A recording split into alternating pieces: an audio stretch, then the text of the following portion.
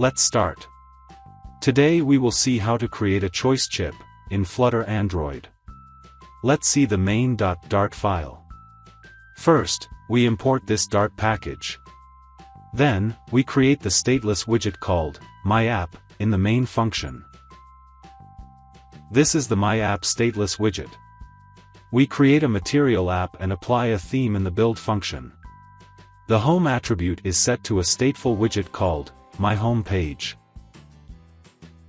This is the myHomePage stateful widget.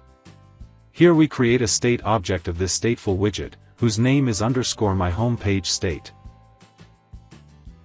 This is _myHomePageState class. Here we will design our app. This is a data member Boolean variable, which we will use to identify if the chip is selected or not.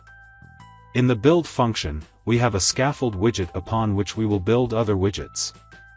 The appBar attribute is set to the appBar widget. We have used the title variable as the title of this appBar. The body attribute is set to the center widget. Inside that, we have a choice chip widget.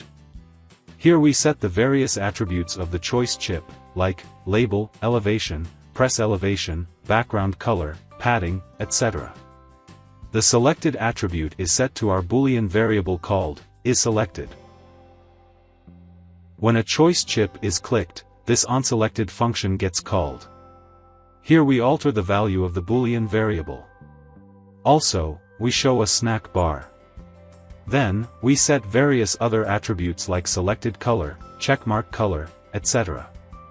Show checkmark attribute is set to true, so when the selects the chip, a tick mark will be shown on the chip.